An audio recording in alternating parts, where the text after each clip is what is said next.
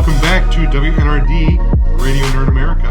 We're back after our last episode, which I thought was a lot of fun, talking about pros and cons of life with a geek. So if you haven't checked it out, please check that out now. Alan, how are you doing today? Doing good. Episode 9, ready to go. Last episode, like you said, we did a little slice of life. We're going to get more heavy back into some of the nerd and geek culture and topics directly today, this time. Well, you got to have balance. Yeah, for sure. So we'll touch a little bit on today's topic, which we teased last time, which was getting into the discussion of the franchises that are at play right now in the nerd and geek universe and established franchises. You know, we're going to touch on some up-and-coming things, but what are they doing right? What are they doing wrong? Which ones do we think have staying power? Looking at them, you know, from soup to nuts all across the board. Yeah, I mean, there are some things that have been around for 20, 30, 40, maybe even 50 years now. And we got some new franchises coming up. Are they going to make it? Well, time will tell. But we're going to talk about which ones have legs, which ones are going to be flashes in the pan. So we'll be covering all that this episode. All right, so moving into some current events, Michael, you have a few topics here to mention? Yeah, we'll cover this, obviously, in the episode as well. But the latest entry into the Alien/Predator world is, and Prometheus, would be Alien Covenant coming out this summer. They released the, what they call the Last Supper, not teaser, but it's kind of like a prologue.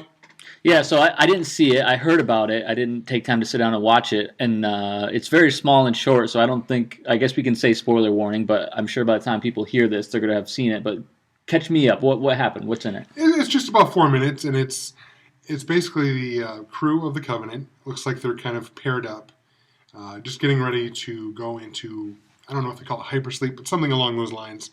They're going to go into their sleep chambers that we've seen throughout the entire Alien franchise. We saw it in the first movie, second movie. It keeps coming up. So in any sci-fi movie where people are going long distances, slower than the speed of light, they're going into these basically refrigerator type things to sleep. And that's kind of what the whole scene sets up, is just these people getting ready to go into that, having one last meal as a team.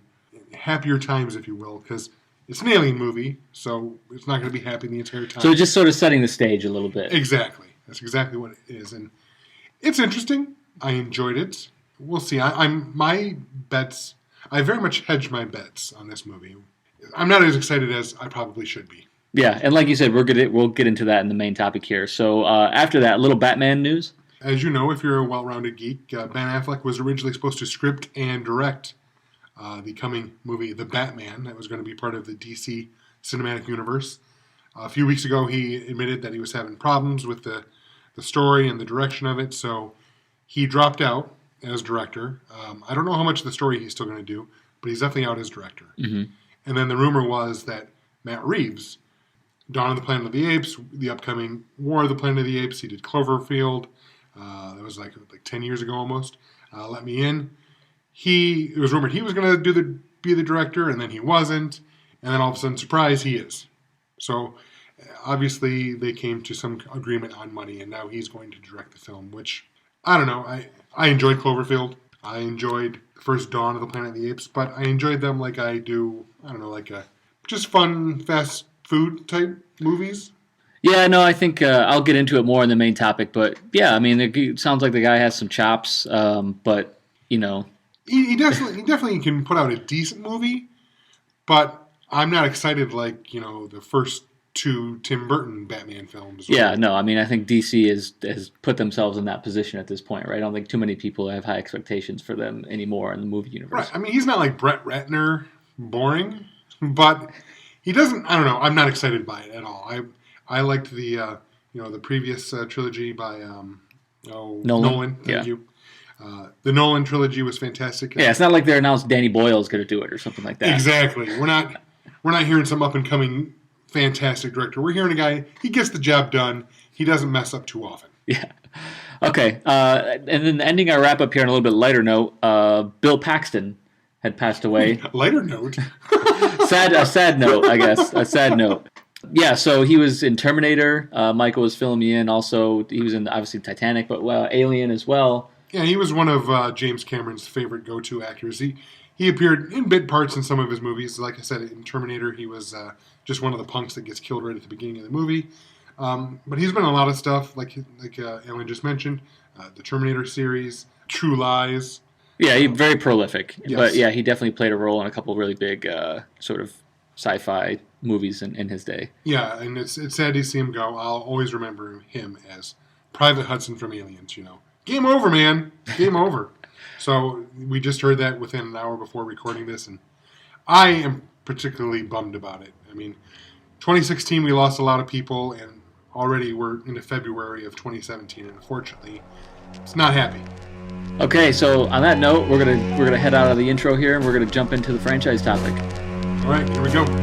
What makes you think you can bullshit your way into my head? Like every other pencil-neck piece of shit!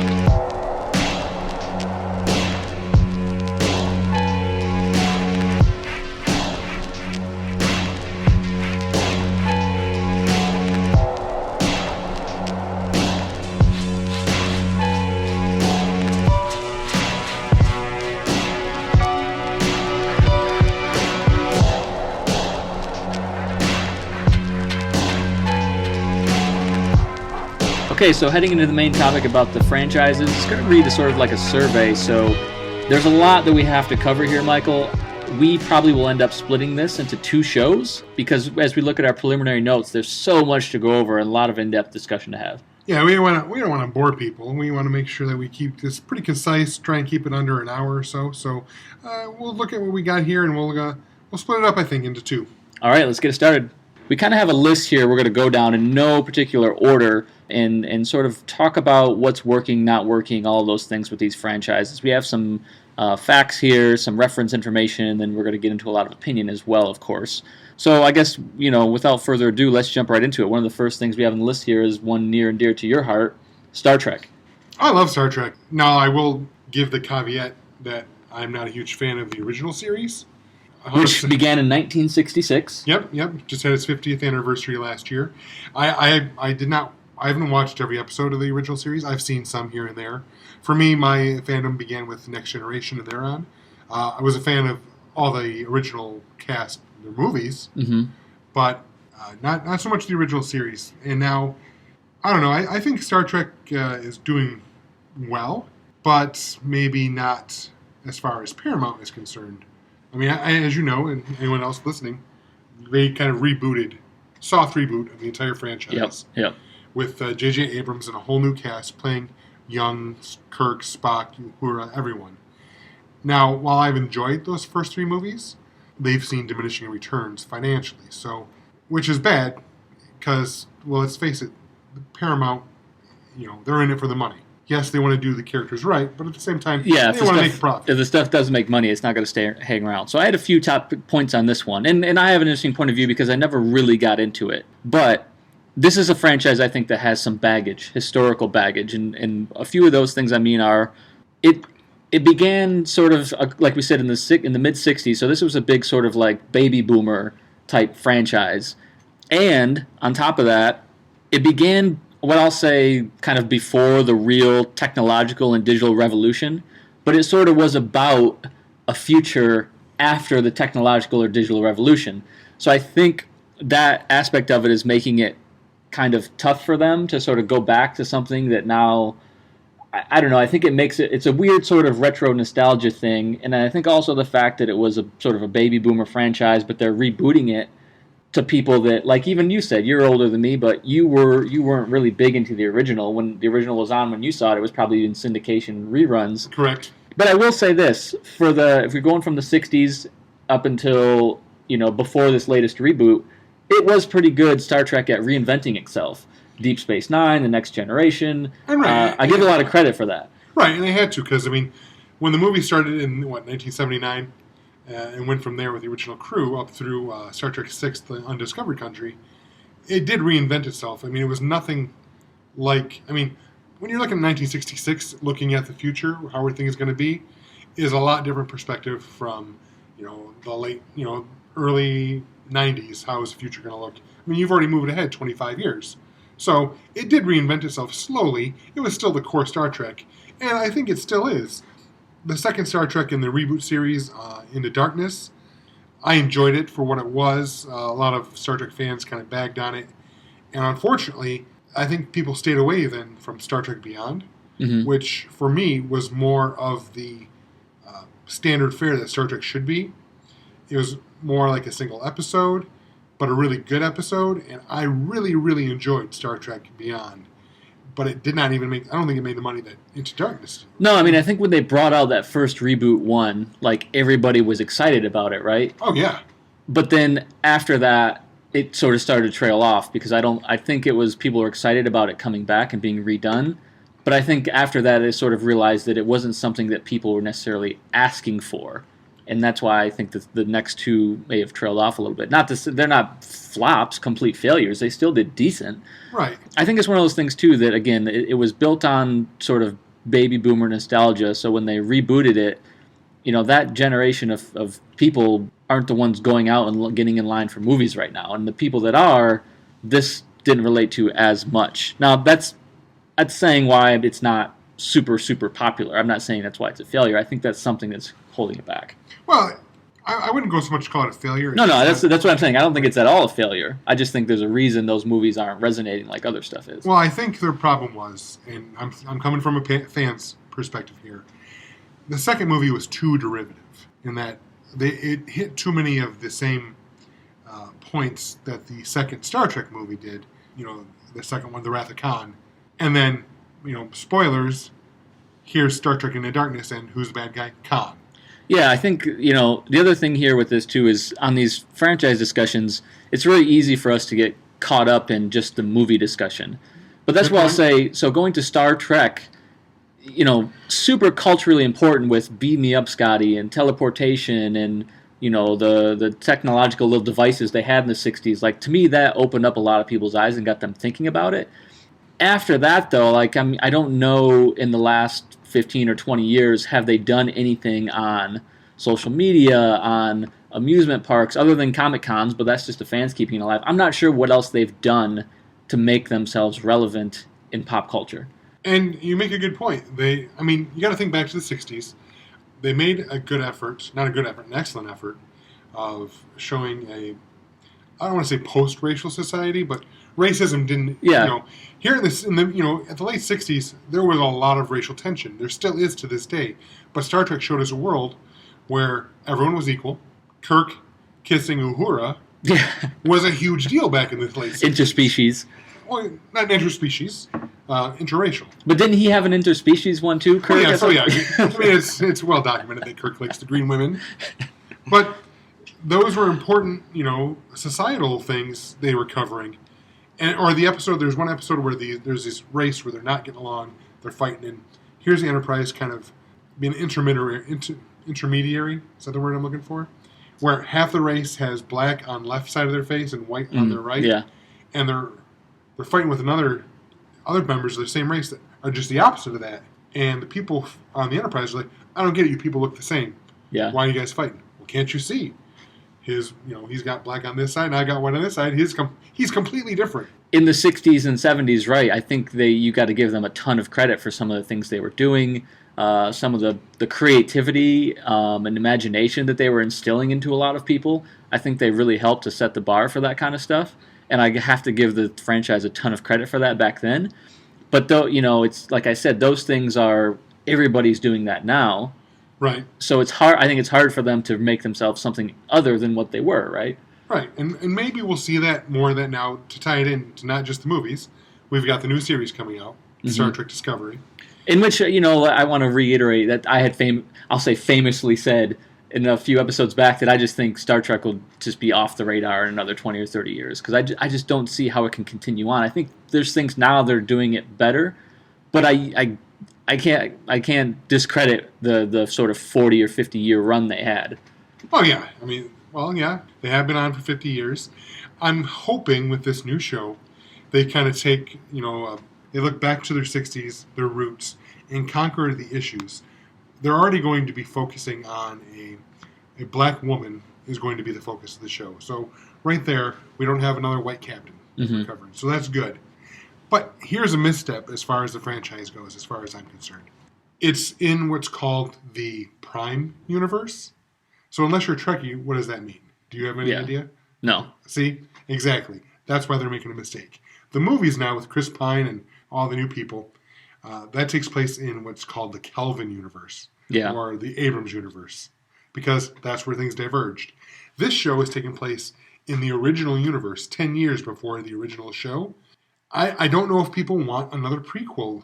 I think they should have moved forward either with the Abrams/Kelvin verse or gone back and kind of pick things up after Voyager ended, sometime in the 24th century, not going back. I have an interesting point to that topic, but I'm going to save it till we get into another franchise where I can tie it into. But I agree. I think what you just explained and how you had to sort of the way you had to explain it, right, is part of what may be the problem. Yeah, and here's the other thing, and this will be quick because I know I've spent a lot of time on this already. It's not broadcasting on traditional TV.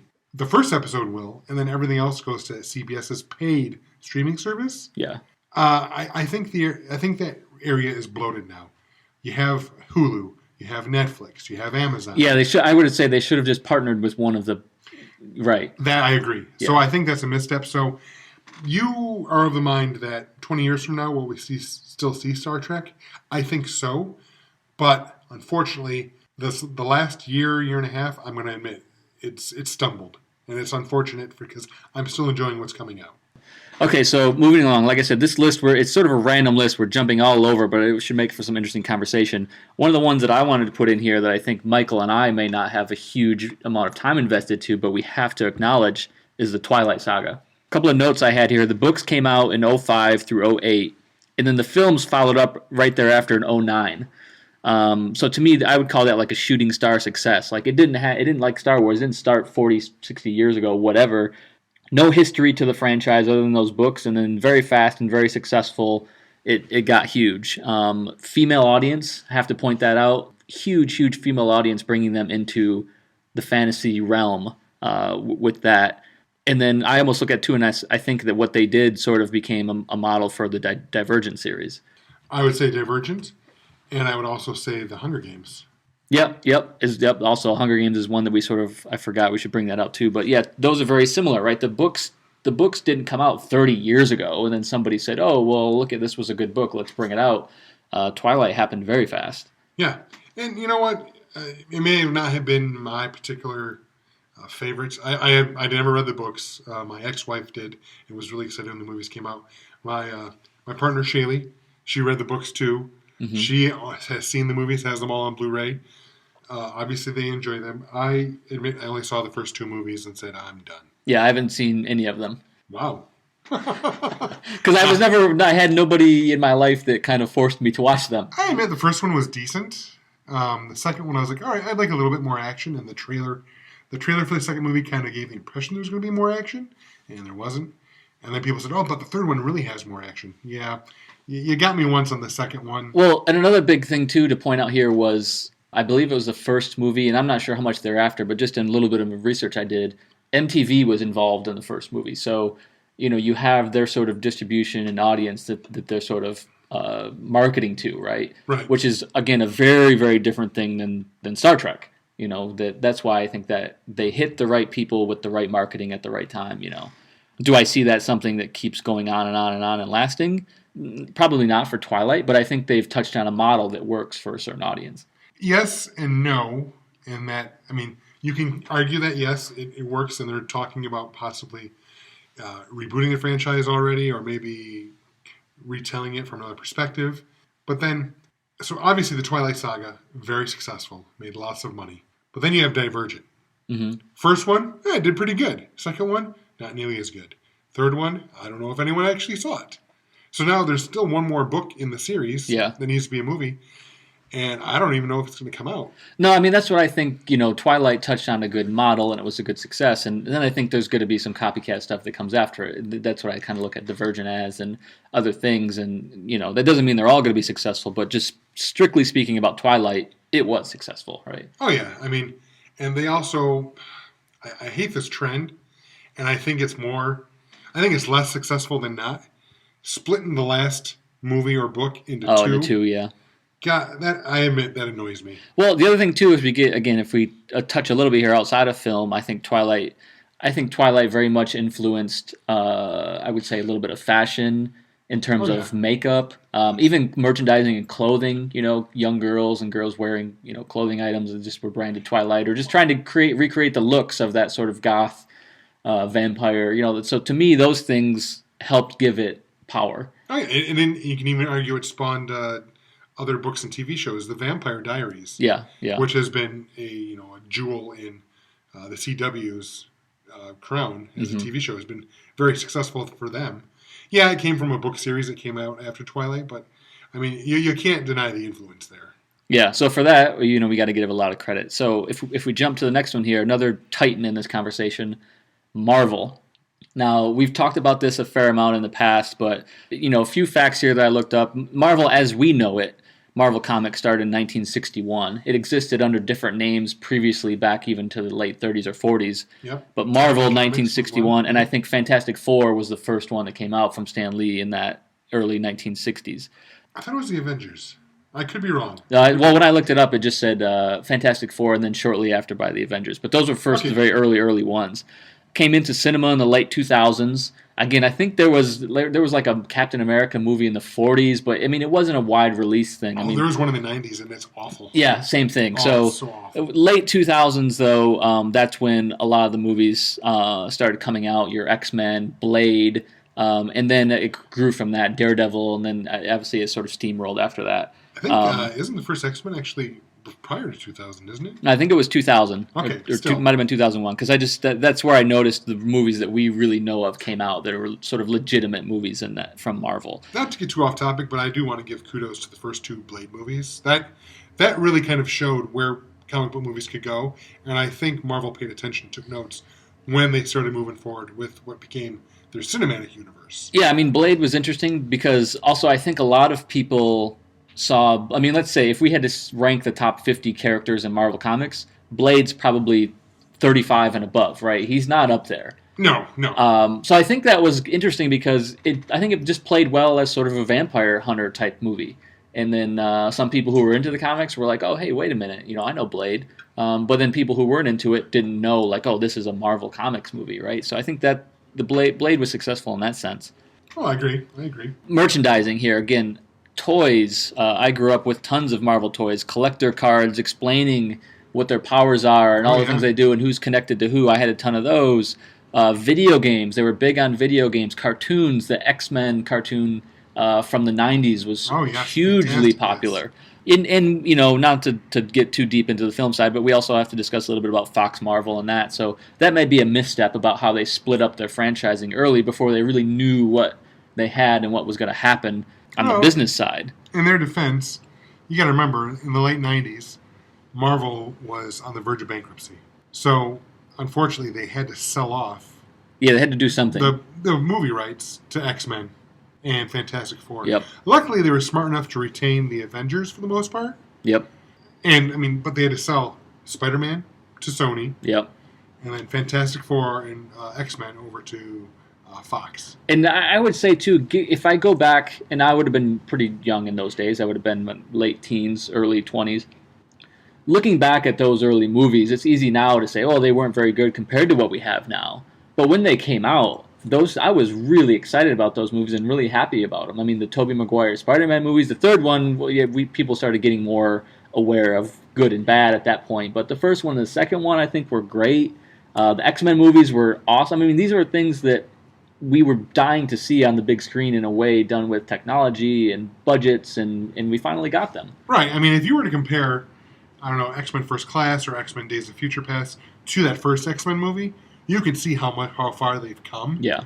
But I agree. When X-Men first came out, I was like, they're getting it right. It's not 100%, but it's way better than anything we've seen yet, and awesome. Yeah, and it wasn't one, too, where they, like, some things have been done previously where they really sort of changed the story and changed what the people look like. I mean, they didn't put them in the blue and yellow costumes in that first movie, but you at least had your real characters. They had the real powers. The storylines were pretty much the same, the powers and everything. So. I even accept the argument that, maybe their costumes in the comic book are a little bit too cartoony or comic bookish to translate well to film.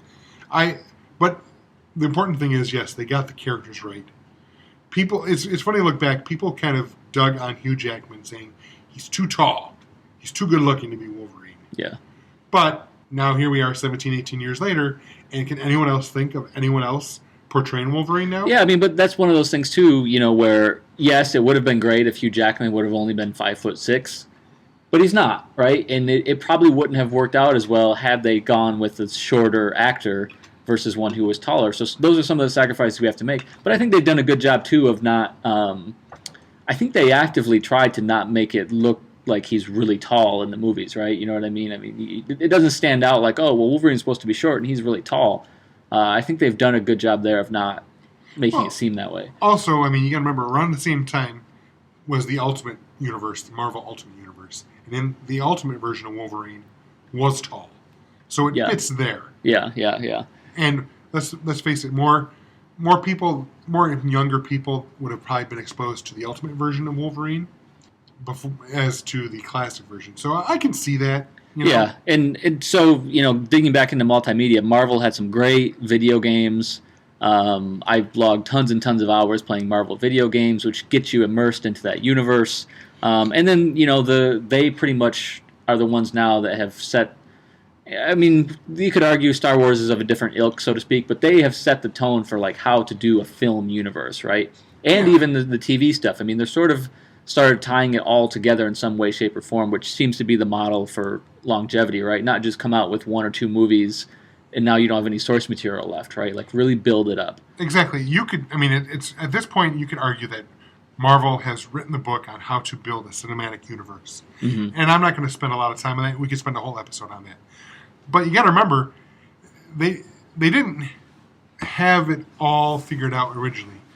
And don't get me wrong, Iron Man is one of my favorite comic book movies ever, and I thought it was probably the best comic book movie to come out ever, until later that summer when The Dark Knight came out and blew it out of the water. Yeah. So, I mean, it does have a weak third act. I'm not going to get too much into it, but they did that, and then the Hulk was coming out, and they tied them together at the end, and they started to piece them all together. It wasn't something that they had mapped out 100%, knew exactly what they were doing when Iron Man came out. But they saw the relations, how they could connect them together. And they've done a fantastic job. They haven't been perfect. Again, I could go into how Age of Ultron was not the best. Yeah, but that's the thing is when you have a strong enough sort of franchise, you can have missteps along the way, and the studio will still allow you to stay the course. Exactly. As long as it's a misstep and not a full fumble, which Ultron I did enjoy still. I mean, who didn't love seeing the Hulkbuster versus Hulk? Yeah, I mean, to me, did the second Hulk movie come out after Iron Man? Yes. So to me, the second Hulk movie, to me, was the only sort of thing close to a fumble since the original Iron Man movie. I actually enjoyed The Incredible Hulk. Yeah. I thought it was well done. I didn't mind it. I guess what bothered me the most, looking back, it bothers me because it's sort of like, well, let's bring Edward Norton in and then take him out. If that movie would have been Mark Ruffalo, I probably wouldn't feel that way. But I sort of feel like it didn't matter. Well, and it was a good movie. It wasn't great. And unfortunately, it follows almost the same exact template of Iron Man in that, hey, I am a big, huge monstrosity. I'm going to fight another, right, exactly. Where Iron Man was saying, I'm Iron Man, now I'm going to fight Ironmonger. Yep. So it was too much. Why do they have to do that in every comic book movie? People fight people with the same abilities. Yeah, but just the evil version. Yeah. Yeah, exactly. So since then, though, they've been really strong. Well, I mean, they both came out the same year, Age of Ultron and Ant-Man, and that one too does commit that sin. Ant-Man versus the Ant-Man versus other Ant-Man. Right, exactly. Evil Ant-Man. Yeah, exactly. Yellow Jacket. Yellow Jacket. It does commit that sin, but I give it more of a pass because the movie itself was so much more fun and enjoyable. Yeah. I mean, Ultron came out that same year, made all the money. Ant-Man didn't make as much money. It was still successful. But honestly, for my money, I enjoyed Ant-Man more. Yeah, I mean, here's a topic, too, that can bleed over to some of these other ones is it's not like it's a superhero movie where they're trying to insert 1 or 2 funny lines or 1 or 2 love interests. Now, they are doing that, but Marvel is starting to get, with Guardians of the Galaxy, with Ant-Man, to say, hey, this movie is going to have a comedic spin. This movie is going to have a space opera spin. This movie is going to have, a love interest spin, and they're starting to create genres within the superhero. You're 100% right, and I'm glad you brought that up, because what Marvel has done is decided our genre is not comic book movies. These are comic book characters that we're going to put in other genres. Look at Captain America, not Civil War, The Winter Soldier. Yeah. That is more like a 70s type, not spy movie, but more like, It's almost like a superhero version of The Fugitive. Yeah, or even like some little like a political suspense movie. Yeah. So they're going from different genre to different genre, and like you said, Guardians of the Galaxy is space opera, 100%. I like that Marvel's doing that, and it's fantastic because they're not stuck into the quote-unquote comic book genre. Yeah, and with Captain Marvel coming out, that may be another one that sort of breaks the mold and becomes more, more important to a different type of audience, right? But we're still going to love it. Right. Now, as far as the comics go, I'm going to say this about their franchises. And some people might call this a plus, maybe what they're doing right. But as a fan, I am evented out. But unfortunately, that seems to be the state of the market in comic books. You have to keep doing event after event after event. They all tie to each other. And I'm freaking sick of it and done. Yeah, no, I completely agree with you. This is another one, going back to Star Trek, that I want to get my big point that I'm going to drive home here near the end of the topic. It's going to come back to that. But I agree. And I think part of it speaks to the state of the comic book industry. So the characters are doing great. The characters and the franchises are stronger than they've probably ever been. But the actual comic books, it's just hard. When you're coming out with as many products and as many issues for as long as you have been, like I said, you sort of had to start to jump the shark at a certain point. So, you're right. That's not to say they're not doing good comics. Captain America right now has a really interesting spin. Have you heard about this? Where right now he's an agent of S.H.I.E.L.D. now? Not an agent, I'm sorry, agent of Hydra now. No, yeah. That's a big secret. I've heard about, there's, I'm completely out of the actual comic book realm. I don't read any of them or even keep up with them because it's not the one that I know. I only hold true to the ones that I knew in the 90s, right? So when they say, there's a new Captain America and so-and-so is black now or so-and-so is a woman now, I'm great. I'm fine with it. I have no problem with it. Oh, no, like I said, the books are still good, but then you find out they are all leading into some big event that's going to affect every single title in the series. And that's a whole other topic, but that's part of the reason why I've dropped monthly comics. I've dropped a lot of superhero comics. I'm on to other things. I'm still into comics, but it's just, I'll stick with the movies and the TV shows. Yep. Okay, so following Marvel, we can jump into DC a little bit, which we've touched on in the past and a little bit more. But to me, this is one I've mentioned with Michael in a side conversation that I think they have a little bit more baggage because they began in 1934, and Superman is a really old comic book character. He's the original superhero. So again, like Star Trek, you have to give them a ton of credit for basically maybe not being the first, but being the first that was of any sort of relevance in our culture for comic books and superheroes. But they're legitimate movies, unlike the Marvel that started in the 2000s. Their legitimate movies were really in the 80s with the Superman movies. And there was more before that, but as we know it, Superman movies came out in the 80s. Batman sort of started to come out slightly in late 80s, early 90s. But outside of those two, nothing much from them. Exactly. Do we really want to include the 60s Batman movie that's really kind of... Well, yeah, you had that too, which is also very important, that the Adam West stuff, right? Which is enjoyable, but it's campy, and it's supposed to be, so... Yeah. But that's when I say baggage, right? It's exactly. Like a lot of people sort of knew DC and Batman like that, so it was a good thing for them at the time, but when you go forward 40, 50 years, stuff like that sort of affects it, but... there's still some great stuff. The Batman animated series from the late 90s was fantastic. Great. Just there's so many other good things. It's just it's sort of unfortunate to DC that they just get held up next to Marvel. Right. Yeah, it's unfortunate. But Marvel is a bit younger, but we're getting to that point in time where their histories are so long, they're almost DC's been in it longer, 20, 30 more years, but they've both reset and restarted their universes enough that they're really not that far off now. But again... not that far off in maybe the comic book realm. Correct. Well, yeah, don't even get me started on the cinematic realm, because, come on. That's... And same thing with, like I said, if you want to say video games, Marvel has lots of popular characters that translate well to video games or mobile games. DC, I know they have the Arkham Asylum title with Batman that had been pretty popular, but I mean, again, not other than a lot Batman there. games, what does DC have? That's Right, exactly. So that was just me sort of raising the point, like, well, it depends on what specific topic you're looking at. Could you consider them any sort of equal to each other? Yeah, the only thing I'd really give DC that nod is their TV, the Arrowverse, if you will. Yep. So that's a good point because They're doing it right. They're reaching. And I don't, like I said, I don't watch those shows because I haven't been really hooked to DC since I was into comics in general in the '90s. But they are tapping into an audience with those shows. There seems to be a different audience that's interested in sort of the universe movies. Yeah, definitely, because the DC cinematic universe. Where do I even start? It's just they're taking pages out of Marvel's playbook, but they're taking the wrong pages at the wrong time. Yeah, Marvel, I mean, they're doing everything a day late and a dollar short from what Marvel and then also they're trying to jumpstart it too much. I mean, yeah. You have, Man of Steel, which for whether you liked it or not, made a bunch of money. Okay, so that's like, yeah, we're gonna kickstart our cinematic universe. So the next movie, Batman and Superman, and we're gonna have Wonder Woman show up, and the Flash is gonna be in there, and Cyborg, and we're gonna launch right into Justice League. Whoa, how many movies did we have before we got to the Avengers? So we had Iron Man, Hulk, Iron Man 2, Thor. There would have been a Captain America in there too, right? Captain America. Yep. So we're at least 5. I don't have a list in front of me, but we're at least 5 full films that are all building towards the Avengers before we see the Avengers together. Yeah. So what does DC have? Man of Steel, Batman. Superman. They had two Superman movies, right? And then Batman versus Superman.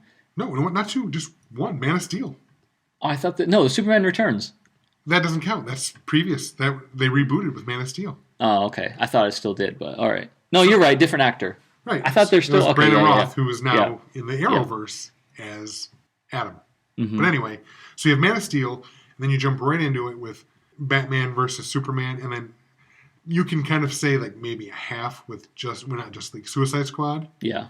Which again I thought was a misstep, but it made money, so whatever. So then boom, three films in, 2.5 maybe, and you're jumping into Justice League.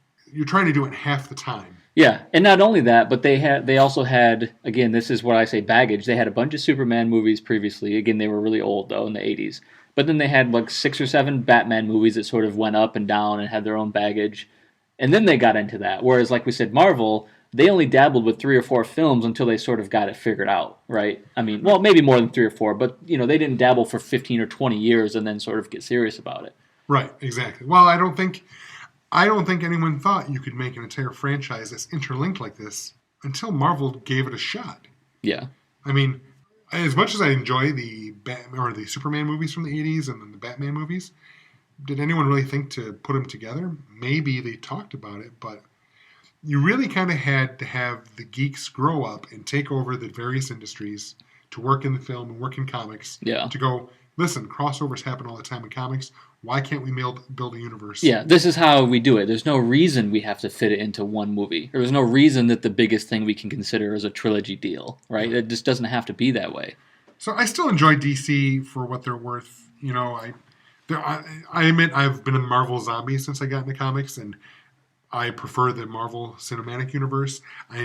But when DC, I do like the Arrowverse, for TV. Yeah. Marvel is definitely doing it right with the Netflix shows, but I've lost interest and have not watched Agents of S.H.I.E.L.D.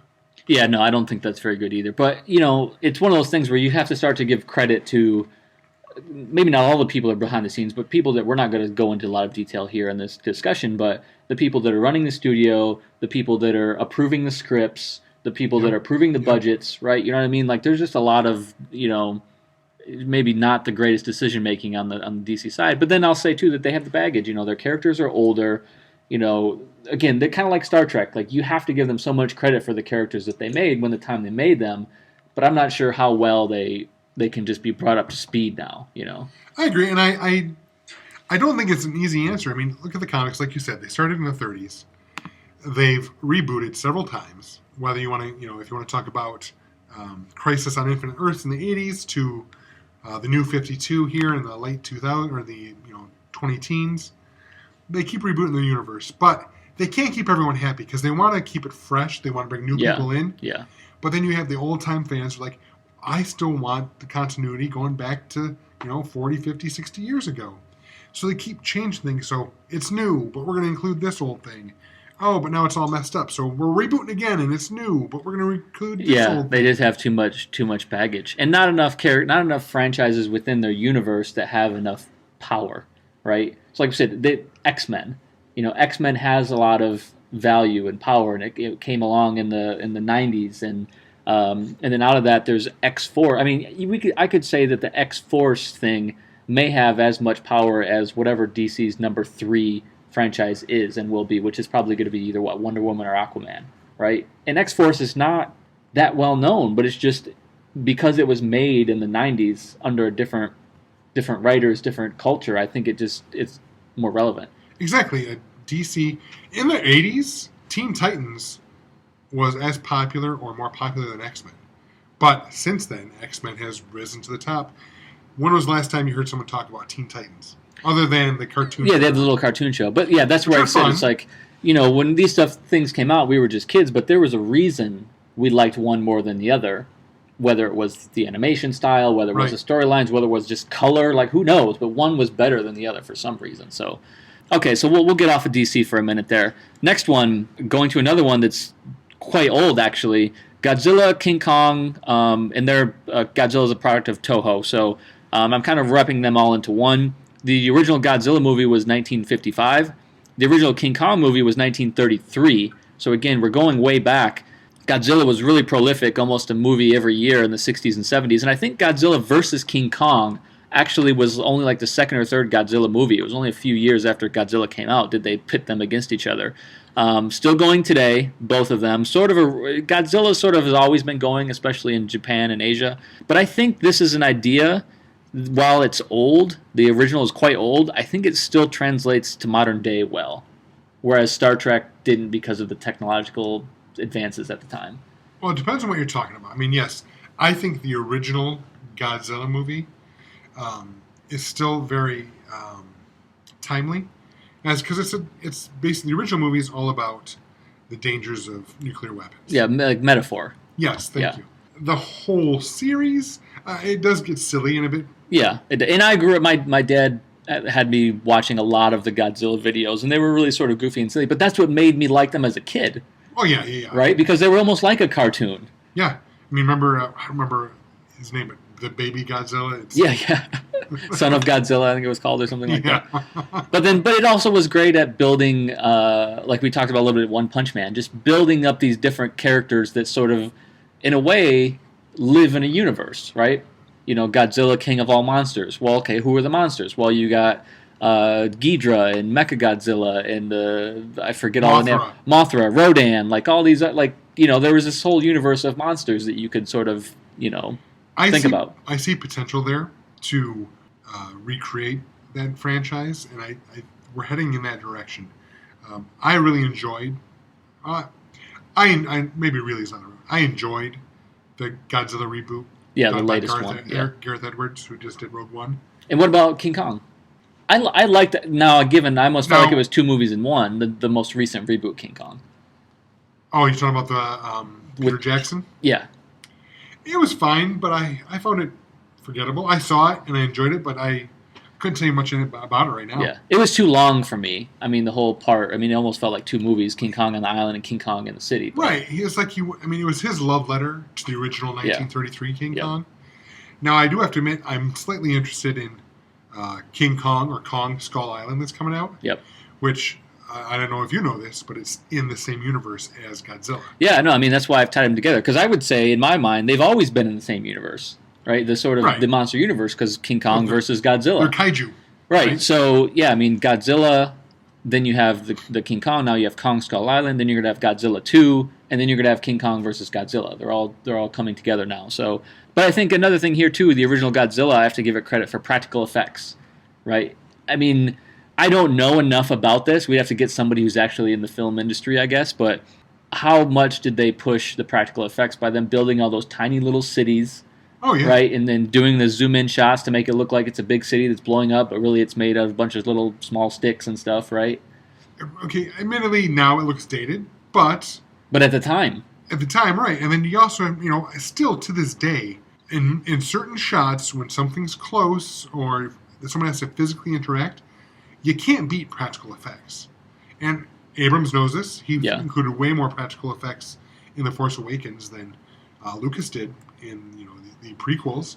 We'll get into that in a little bit. Star Wars is definitely on our list, I'm assuming. Yeah, I mean, so right after Godzilla is one that I don't want to give it.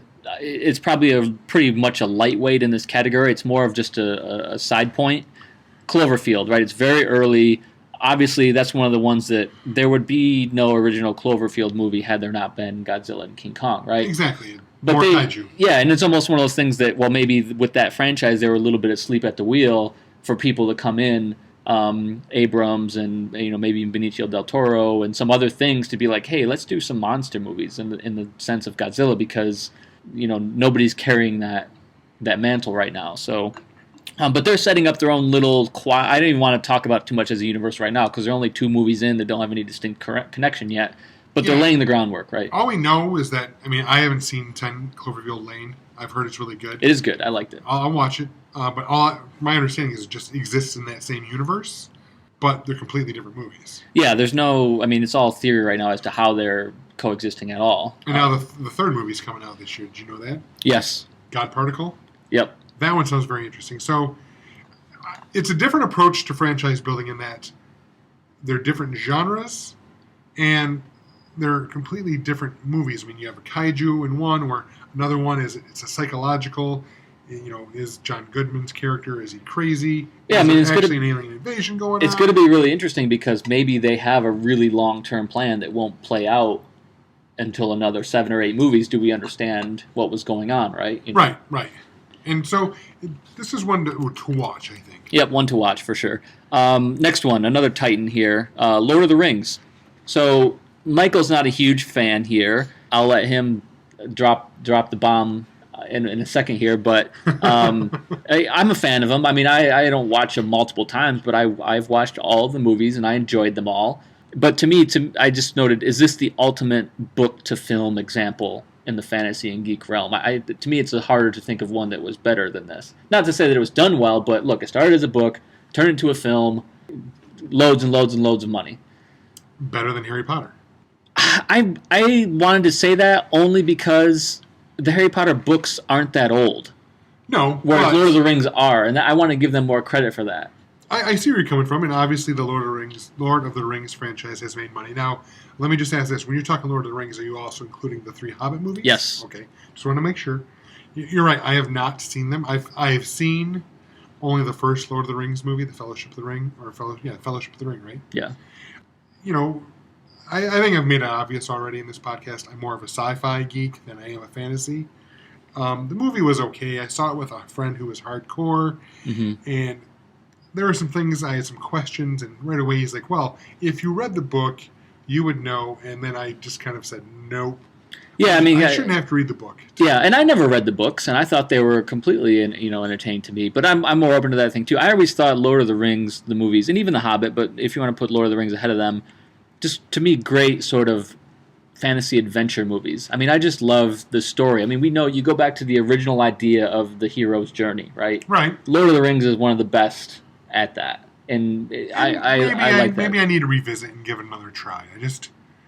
I haven't, and maybe I'm a little bit biased because of how much I didn't think I liked that first movie. So I don't know. Maybe I need to try and go into it without any bias and try. Yeah, I mean, I think too. I give them a lot of credit for the effects in that movie. Really pushed the genre forward a little bit. Not even the genre, but just they really pushed the envelope of how well you can do effects in movies these days. Well, yeah, wasn't it?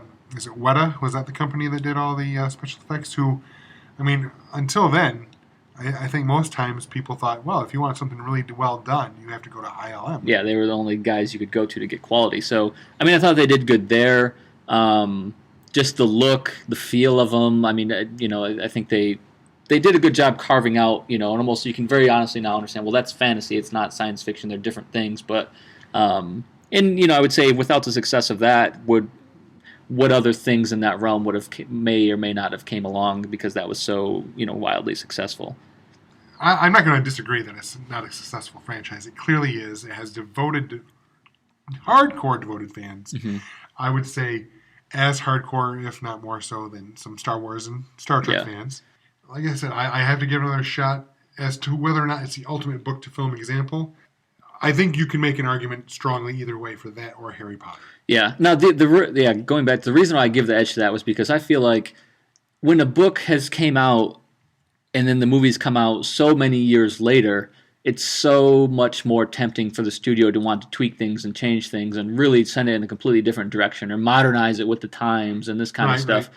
And that's why I give a lot of credit to them. But to be fair as well, they didn't cross over hugely with merchandising and toys and video games. And for whatever reason, I don't know if it was the characters or whatever, they just didn't. Now, I will say, I think they got a pretty good broad audience, male, female, younger, and older, fell in love with that story, but they didn't really cross over well into stuff outside of the books and the movies. I remember seeing toys and stuff, but you know what? It's when you consider how well and how strong the merchandising has been for something like the Star Wars franchise. Yeah, Star Wars, Transformers, things like that. You could walk into the toy store for the last 20 years and always see their toys there.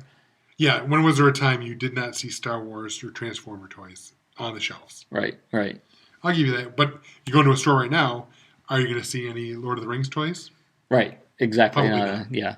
Okay, so following next after that, we have Harry Potter. So just quick notes here we mentioned it a little earlier, the books began in 1997 and the movies came really quickly thereafter. $25 billion estimated value of the franchise, one of the highest of any we're going to talk about here. That one is, to me, it's probably one of the best modern age franchises, a franchise that didn't exist before the 90s. It's hard for me to think of a better example in terms of success, crossover appeal, all that kind of stuff. I can't disagree with you. Once again, this is something I've seen the first 2 Harry Potter movies. I never read the books. I admit I'm one of those people. I haven't seen any of the movies. Really? Yeah, and I think we had talked. No, I saw the newest one, How to the Fantastic Beasts and Where to Find Them. I saw that one. And you enjoyed it. Yeah, and I liked it. Right. I haven't seen it just because it really didn't interest me, but it's just because I'm not a fan of the entire. Again, maybe it's just because it's fantasy, and maybe I need to get over myself and just give it another shot. Well, I think too there's a difference here. To me, Harry Potter is different than a lot of things that you and I are into. To me, it was an example of striking while the iron was hot. The books came out, the books were catered to a certain audience, and then immediately, almost thereafter, the movies came out. It's not like we fell in love, something that kids fell in love with when they were adolescents, and then when they became adults and had buying power, they gave them the movies. Right. It's a different kind of a thing. I would say this was meant to be more for a younger audience, maybe teenagers kind of thing. You know what I mean? Well, I can see that. I mean, everything I've heard about the books is that the books grow with the reader. So if if you were 10 years old and the first book came out and you read it and you kept along with them as they came out, by the end of the series, the kids are teenagers. They're having romantic relationships as teens do. And you're that same age. So maybe if I was younger, I would have, appreciated it more because I would have grown up with the books. Mm-hmm. It's for me, my growing up with Star Wars. They didn't have, they had books, but not like the Harry Potter books. Yeah. So I grew up with Star Wars. That was my time. Obviously, millennials grew up with Harry Potter. Yeah, and they have the backing of it's Disney, right? Disneyland, that they're having the whole Harry Potter area of the theme park or whatever. Which again, investments like that keep things going, right? It keeps them relevant. It makes them have a drive to we need another movie now. Like it just keeps sort of the ball rolling. So I think Harry Potter is still very, very strong and could be going for a while now. And I'll say this too, whether or not it's intentional or not. If it's intentional, she's a freaking genius. J.K. is it Rowling? Yeah. She keeps saying, "I'm done. We're completely done." And just as people kind of get to that point where they accept it, all right, guess what? We're doing a play. We're doing Harry Potter and the Cursed Child or whatever that is. Yeah, the play. I'm gonna take that play and I'm gonna release it as a book. You guys can read that. I'm like, all right. We're done now. We're done. Oh, but you know what? We're going to do Fantastic Beasts, and we're going to find. And I'm going to write that script too. So yeah, I mean, I think there's enough source material in a unique universe there that it can be like what Lucas and Star Wars did. Well, okay, Lucas is out now; he's sort of done, retired, but there's enough groundwork laid that okay, you can keep it going without him. They could probably keep this going without her, right? I'm sure they could, but I think we all know that with Lucas and with Star Wars, because Lucas is out, we know now that it's owned by Disney.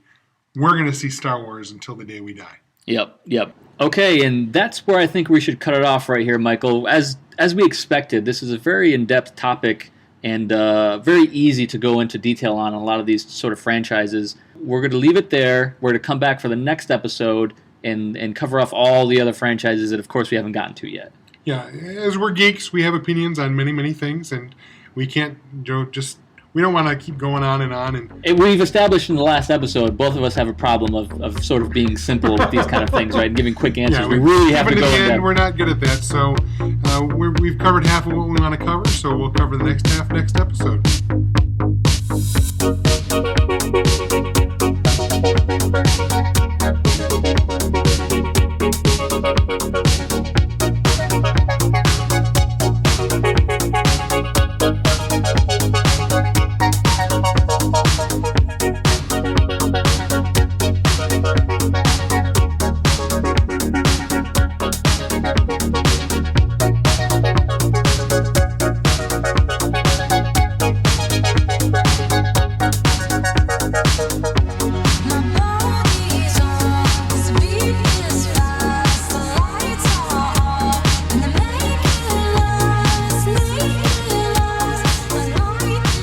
Alright, that's the first part of our survey of franchises. We're going to be, our next episode will be the second half of that. How do you think we're doing so far? Doing really good. I'm really happy with the in-depth discussion we have there. And yeah, I think you're going to notice that there's some things probably have been left out, but that probably just means that we're going to touch on them in the same amount of detail in the next episode. So wrapping things up here, just want to remind you once again of our addresses. WNRDpodcast@gmail.com if you want to drop us an email. We monitor that account, so if you have something to say, go ahead and drop us a line. Likewise, on Twitter, @WNRDpodcast. Our Twitter is active. We update it with episodes and links to other geek-type things. Our most recent episode you can find on soundcloud.com/WNRD. Once again, that's soundcloud.com/WNRD. We only kind of keep 2-3 episodes up there just because that's all you get for free. But all of our episodes will always be archived and available on YouTube. Just do a search for WNRD, and you'll find Alan and I talking about geek stuff. Yeah, and consider YouTube our sort of main home right now for all the episodes, interaction of comments and things like that. And we try to put descriptions on there to let you know what each episode is about and those kind of things. You'll always find us on YouTube. Like Alan said, it's a great place for us to leave comments and whatnot, for you to comment back and give us feedback. But for those that prefer SoundCloud, you can find us there. Like I said, Twitter, email. We are accessible, so come find us, come talk about geek stuff, and we'll see you next week. All right, take it easy.